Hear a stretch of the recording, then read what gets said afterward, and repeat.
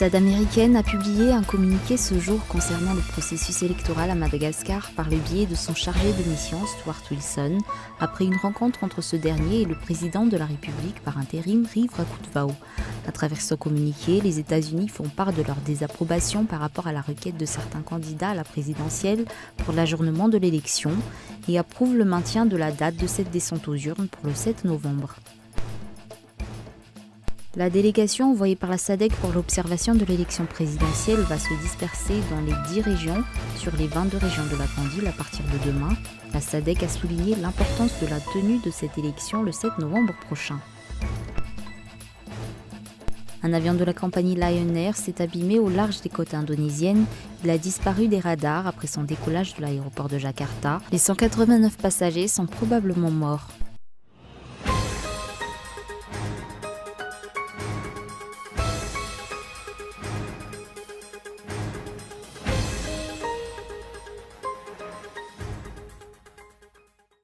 Bonsoir à tous et bienvenue si vous nous rejoignez sur Cool TV pour cette nouvelle édition du journal.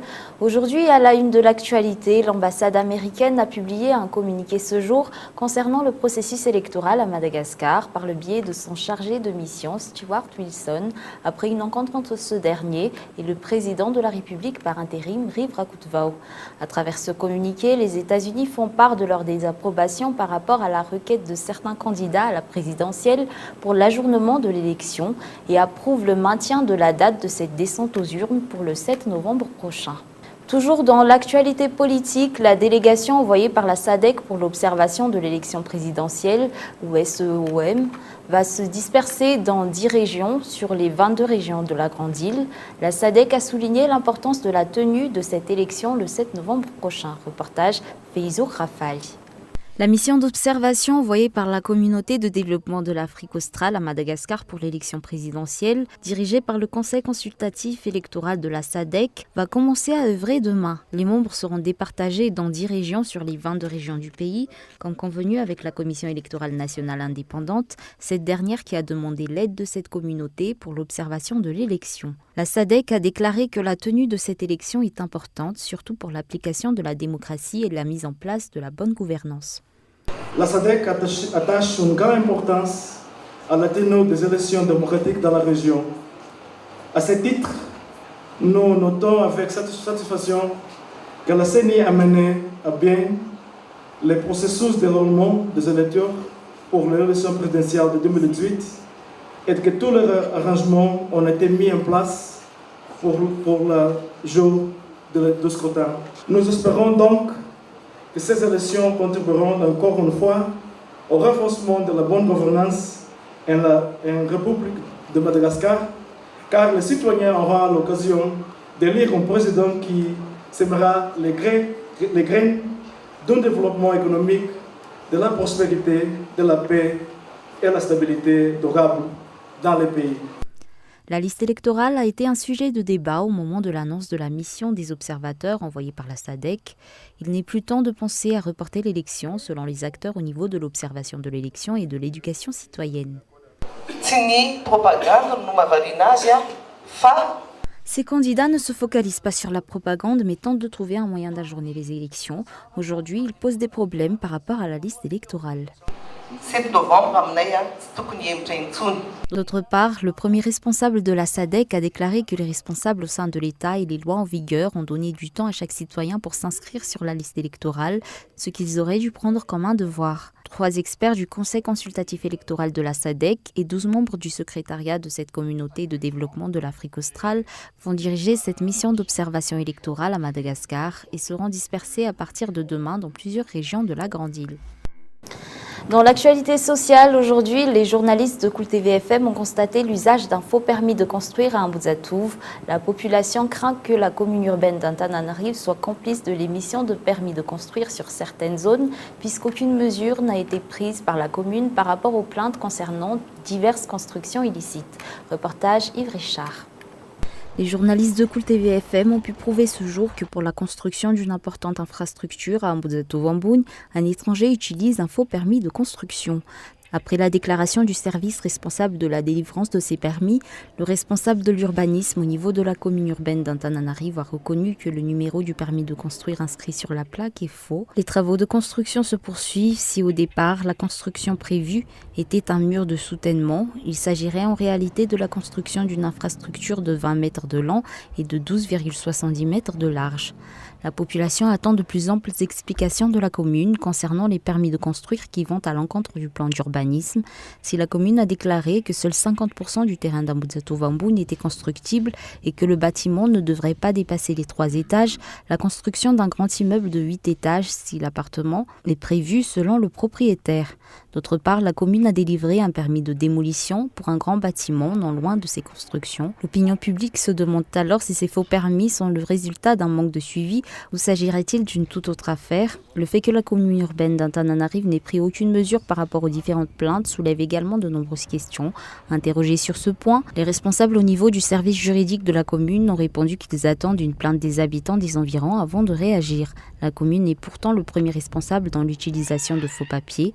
La population se demande de ce fait si ceux qui ont de l'argent et une certaine influence exercent une pression sur la commune urbaine d'Antananarivo, cette dernière qui tente par tous les moyens de blanchir sa réputation. Sur un tout autre sujet, en matière d'indice de la faim, Madagascar est classé à la 116e place sur 119 pays, un classement effectué par Global Hunger Index, publié la semaine dernière. Reportage Miantaranjanev. D'après le rapport Global Hunger Index sur l'indice de la faim, Madagascar est en très mauvaise posture. Sur une enquête menée dans 119 pays, la grande île se trouve à la 116e position avec une note de 36 sur 100. Le taux de famine à Madagascar est donc élevé.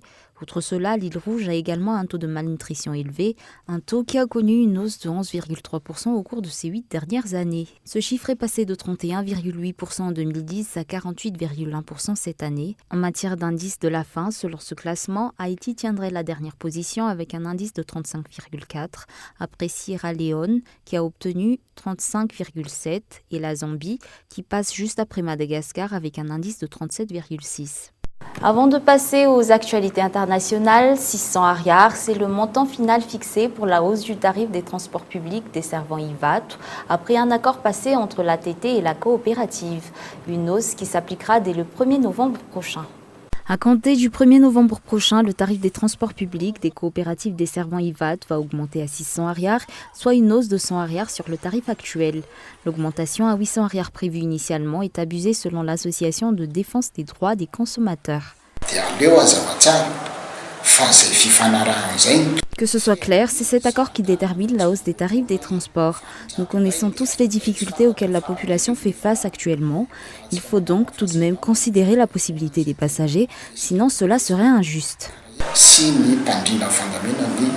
Certains transporteurs disent ne pas avoir le choix par rapport à la hausse des frais de transport.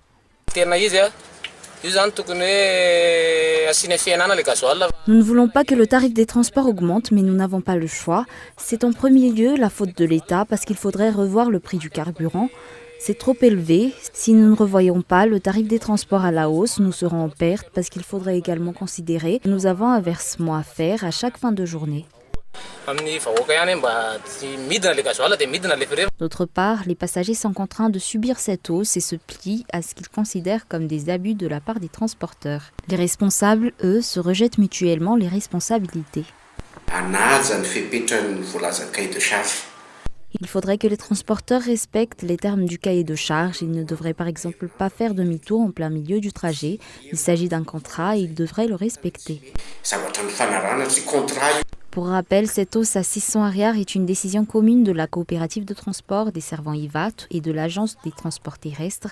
Et pourtant, malgré cette hausse, les transporteurs sont loin de se conformer aux normes pour les passagers, selon les défenseurs des droits des consommateurs. Passons maintenant aux actualités internationales. Le candidat d'extrême droite, Jair Bolsonaro, a été élu président du Brésil avec 55% des voix. Il prévoit la libéralisation du port d'armes pour lutter contre l'insécurité. Les détails en images dans ce reportage de France 24. Dans son discours de victoire, Jair Bolsonaro tient à rassurer sur ses intentions. Il ne remet pas en cause la démocratie. Soyez-en témoins.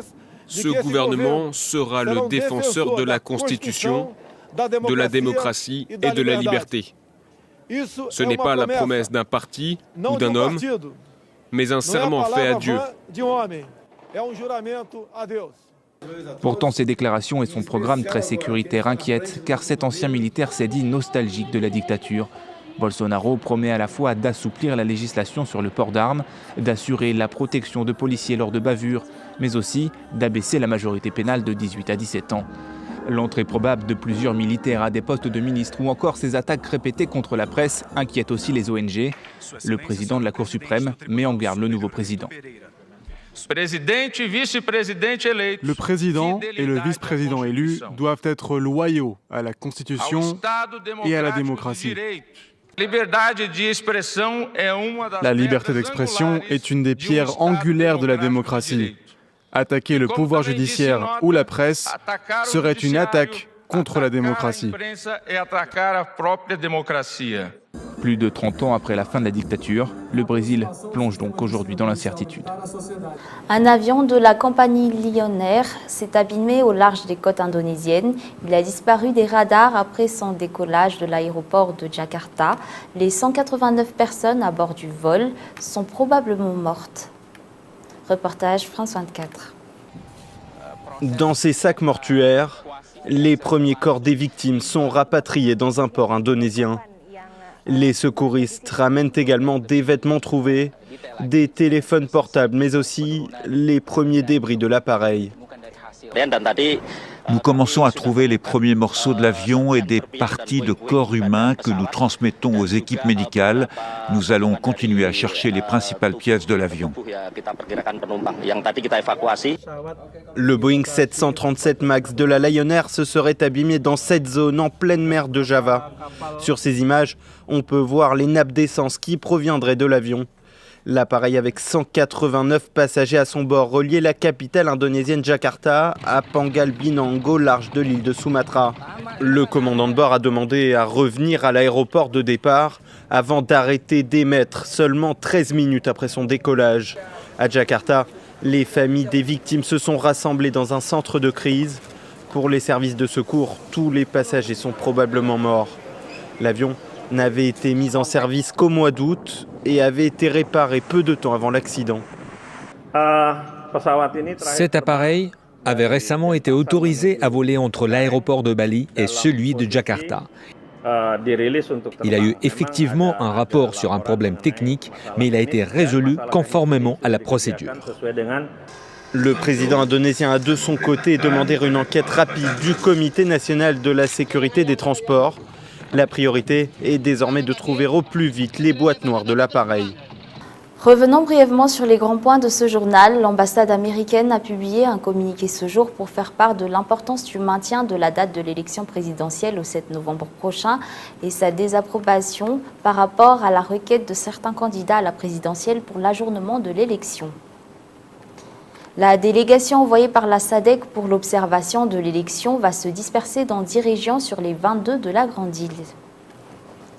Un avion de la compagnie Lion Air s'est abîmé au large des côtes indonésiennes. Les 189 personnes à bord du vol sont probablement mortes. Et ce soir, ne manquez pas le film La chute de Sparte sur Cool TV. Tout de suite, la bande-annonce. J'ai 16 ans et je m'appelle Steve Simard.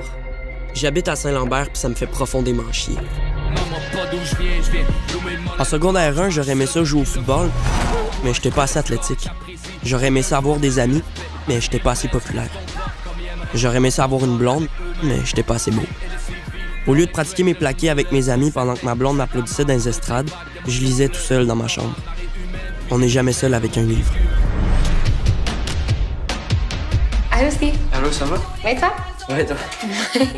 Tu es ce soir? Où ça? Au party? Ah, ouais. Hey! Bra, bra, bra!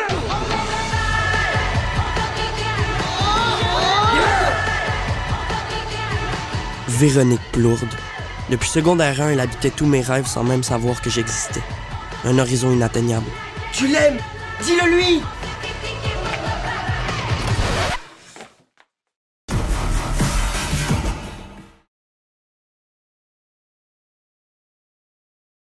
Et voilà, c'est la fin de ce journal. Nous vous remercions de votre fidélité. Bonne soirée à tous et excellente suite de programmes en compagnie de Cool TV.